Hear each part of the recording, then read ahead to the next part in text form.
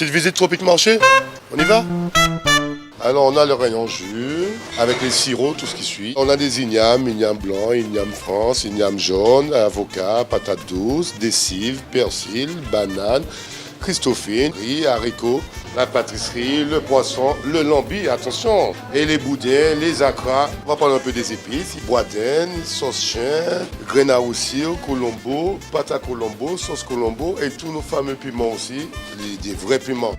Pitié. Chez Tropique Marché, on vous attend, on vous accueille, on est ouvert. Tout est là chez Tropique Marché. C'est bien des autres, venez qu'à Tropique Marché. On vous attend. Martinique Actualité.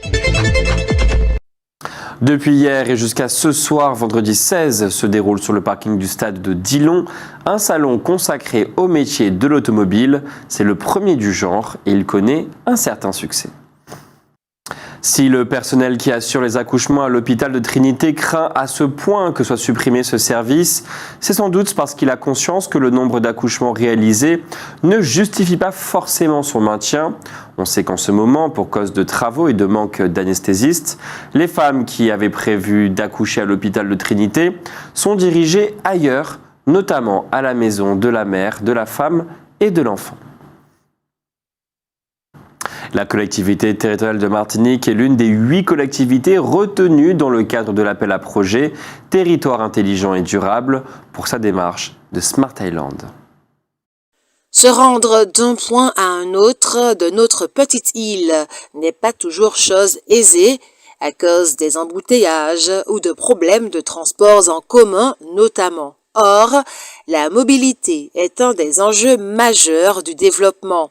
Consciente de la nécessité d'améliorer nos performances dans ce domaine, la CTM a décidé de mettre en place une plateforme d'information dont l'objectif est d'optimiser la politique de mobilité et d'aménagement du territoire, mais également de réduire les risques liés à la mobilité.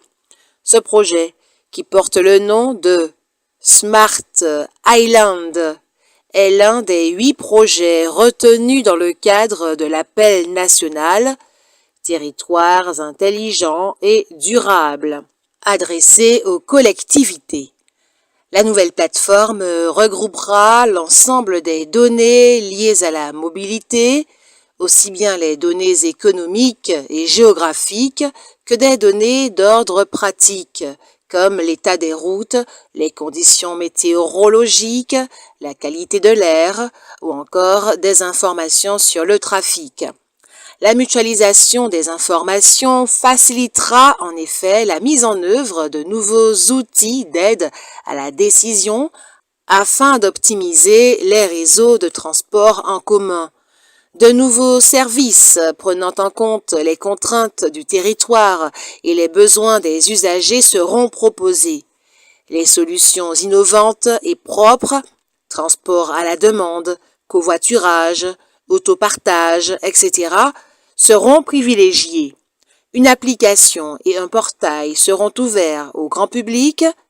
Ajoutons que le projet a été élaboré en partenariat avec la ville de Fort-de-France, Martinique Transport, la Régie Transport Martinique et CityUp. Son coût de mise en œuvre est estimé à 5 millions d'euros. À terme, la plateforme sera enrichie de nouvelles familles de données et pourra être employée dans d'autres secteurs tels que la sécurité et l'énergie. Dans la soirée d'hier soir, jeudi 15 juin, une fusillade a fait 2 morts âgés d'une trentaine d'années et 3 blessés. Ils étaient installés à la terrasse d'un snack très fréquenté de la cité Dillon à Fort-de-France. Cela porte à 14 le nombre de meurtres commis depuis le début de l'année en Martinique, dont 11 par arme à feu. Le barreau de Martinique organise la 2e édition du colloque Georges Gracian sur la liberté de parole à l'épreuve de la Covid-19 le mardi 20 juin de 8h30 à 17h45 à l'Institut martiniquais du sport. Il y sera question de la parole légitime, la parole éthique, la parole intéressée et la parole résistante de Guadeloupe et de Martinique. À ce colloque seront notamment présents les professeurs Christian Perronne et Roger Salomon. Les troubles musculo-squelettiques, dont font partie les douleurs au dos et les problèmes articulaires, sont très répandus. Les douleurs au dos et les problèmes articulaires touchent aussi bien les enfants et adolescents que les adultes de tous âges. De fait, près de 4 personnes sur 5 souffriront un jour de lombalgie. Ces dernières représentent le deuxième motif de recours aux médecins traitants après les affections respiratoires, rhume, bronchite, et la troisième cause d'admission en invalidité pour le régime général de sécurité sociale. 12 millions de journées de travail seraient perdues chaque année en France à cause des lombalgies. Le coût direct, prise en charge des soins, indemnités journalières, séquelles, est de plus d'1 milliard d'euros par an, et le coût indirect est 10 fois supérieur, gestion administrative, recherche de suppléances, formation complémentaire, perte de productivité, etc. Les causes de lombalgie sont multiples et surtout difficiles à corriger car elles correspondent à des habitudes journalières déjà assimilées. Mauvaise posture diverses, fatigue due au manque de sommeil et agitation stressante, cartable mal conçu ou sac trop lourd, 17% du poids du corps en collège, surpoids et obésité, gainage abdominal et lombaire faible, dû à une insuffisance ou même à l'absence de pratique d'activité physique. On estime que jusqu'à 50% des enfants et adolescents éprouvent des douleurs dorsales à un moment donné. De façon générale, pour prévenir les douleurs, il faut maintenir le plus souvent le dos droit et fixé, ne pas soulever seul les charges trop lourdes et éviter les torsions. Il faut rapprocher ses appuis le plus possible et utiliser les muscles des jambes en se fléchissant. Il convient également de respecter les pauses et de prendre conscience de sa fatigue physique, mais aussi de se renforcer musculairement en pratiquant régulièrement des exercices adéquats, en particulier pour les muscles du dos, des abdominaux et des jambes. Des muscles forts limitent en effet les risques de blessures. Plus spécifiquement, l'enseignement de l'éducation physique et sportive peut jouer un rôle essentiel dans la prévention chez les enfants et les adolescents, avec des bénéfices jusqu'à leur vie adulte. Enfin, il ne faut pas mener une vie trop sédentaire, diversifier ses activités quotidiennes et privilégier une alimentation équilibrée. Ce vendredi 16 juin 2023 à 15h à la résidence territoriale Chantecler, le président du conseil exécutif Serge Letchimy a invité les proviseurs des établissements d'enseignement public et privé à signer une convention. Ils se sont en effet portés volontaires pour mener à bien une expérimentation qui consiste à prêter gracieusement aux lycéens des livres scolaires en version numérique et papier. Aujourd'hui et demain, au quai des Tourelles du grand port maritime de Fort-de-France, de 8h à 18h, se tient le village Valora. C'est une manifestation proposée par l'association 3ED. Elle a pour objectif d'inciter les Martiniquais à exploiter au mieux leurs ressources naturelles dans le domaine agricole, tout en respectant la nature. Dans le cadre du Quorum, un dispositif mis en place pour venir en aide aux communes ayant de sérieuses difficultés financières, 4 municipalités martiniquaises seront accompagnées par l'État pour assainir leurs finances. Il s'agit de Trinité, du Saint-Esprit, du Gros-Morne et du Prêcheur. Fort-de-France et Saint-Pierre bénéficient déjà de ce dispositif. À partir du 1er octobre 2023, la prise en charge des soins dentaires par l'assurance maladie passera de 70 à 60% à charge pour les mutuelles de compenser. Les États-Unis ont officiellement demandé à réintégrer l'UNESCO qu'ils avaient quitté sous Donald Trump. Le retour des États-Unis au sein de l'UNESCO ne pourra cependant avoir lieu qu'après un vote à la majorité des autres États, attendu en juillet prochain, conformément au règlement de l'organisme. Cette décision américaine semble s'inscrire dans le contexte général de la rivalité de plus en plus forte entre Washington et la Chine. Sous la présidence de Donald Trump, les États-Unis avaient annoncé en octobre 2017 quitter l'UNESCO, dont ils avaient notamment dénoncé les partis pris anti-israéliens persistants. Ce retrait, accompagné de celui d'Israël, était effectif depuis décembre 2018. En mars dernier, le secrétaire d'État Anthony Blinken avait toutefois estimé que l'absence américaine permettait à la Chine de peser davantage que les États-Unis sur les règles de l'intelligence artificielle notamment. Depuis 2011 et l'admission de la Palestine au sein de l'UNESCO, les États-Unis, dirigés alors par Barack Obama, avaient cessé tout financement à l'organisation onusienne pour la culture, l'éducation et les sciences, un énorme coup d'arrêt quand on sait que les contributions américaines représentaient 22% de son budget. La dette américaine auprès de l'UNESCO, contractée entre 2011 et 2018, est aujourd'hui de 619 millions de dollars, soit davantage que le budget annuel de l'UNESCO, évalué à 534 millions de dollars. Les États-Unis ont indiqué avoir demandé au Congrès américain de verser 150 millions pour l'année fiscale 2024. Un montant équivalent devrait être déboursé les années suivantes jusqu'à résorption des arriérés. Rappelons que les États-Unis avaient déjà quitté l'UNESCO en 1984 sous Ronald Reagan, invoquant l'inutilité supposée et les débordements budgétaires de cette organisation avant de la réintégrer en octobre 2003. La Chine a d'ores et déjà annoncé qu'elle ne s'opposerait pas à ce retour au sein de l'organisation.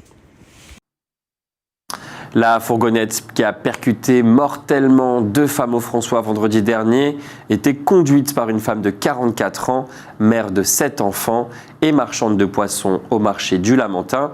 Dévastée, elle explique qu'elle s'est endormie au volant.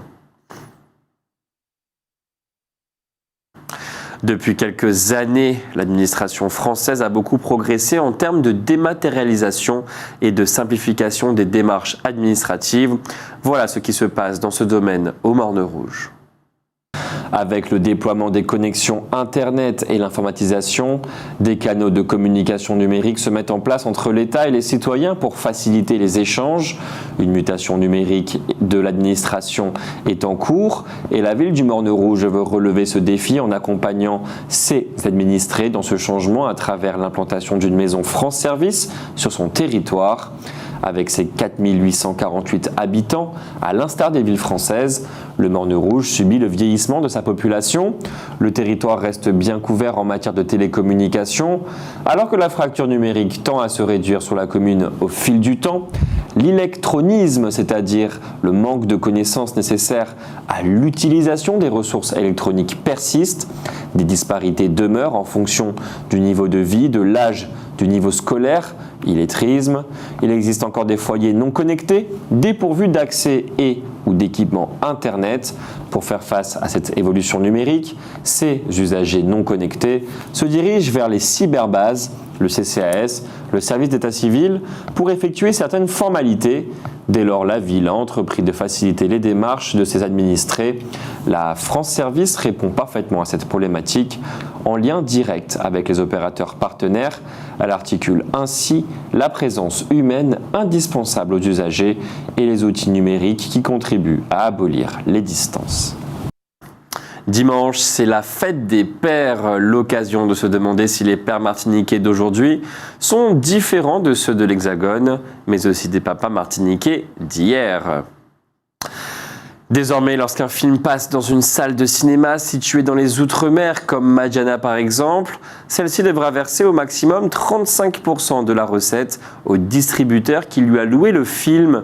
C'est en tout cas ce que prévoit une proposition de loi portée par la sénatrice Catherine Conconne et qui a été adoptée hier à l'unanimité par le Sénat. Tout n'est pas joué cependant puisqu'il faut maintenant que le texte soit voté par l'Assemblée nationale. Le gouvernement envisage d'abaisser à 17 ans l'âge minimum pour passer le permis de conduire au lieu de 18 ans aujourd'hui. La mesure sera annoncée dans quelques jours par la Première ministre Elisabeth Borne lors de la présentation du plan pour la jeunesse du gouvernement, issu du Conseil national de la refondation dédié à la jeunesse. Abaisser l'âge d'obtention du permis de conduire est une exigence politique de longue date.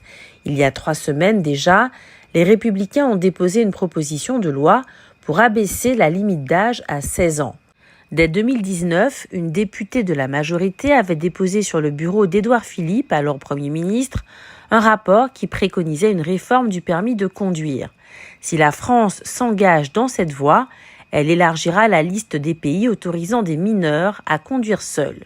Aux États-Unis, les adolescents peuvent même prendre le volant en autonomie dès l'âge de 16 ans. En réalité, certains mineurs sont déjà autorisés à conduire seuls en France. En conduite accompagnée, un jeune peut légalement passer l'épreuve pratique du permis de conduire dès l'âge de 17 ans. Mais cette mesure ne manque pas d'inquiéter les professionnels du secteur. En France, les 18-24 ans sont impliqués dans 17% des accidents de la route, alors qu'ils ne représentent que 9% de la population. La question est donc posée, baisser encore l'âge ne risque-t-il pas d'augmenter l'exposition au risque et donc le nombre d'accidents et la mortalité ? Le foyer rural de Roche-Carré organise un accueil pour les jeunes de 3 à 17 ans du lundi 10 au vendredi 28 juillet. De nombreuses activités sont prévues, notamment pour les plus de 6 ans. La ville du Lorrain, de son côté, convie les diplômés du CAP au BTS à participer à une fête organisée en leur honneur le mercredi 12 juillet de 15h à 21h. Les inscriptions sont obligatoires sur place auprès du service communication ou sur le site internet de la commune. ONews Radio sur outremernews.fr.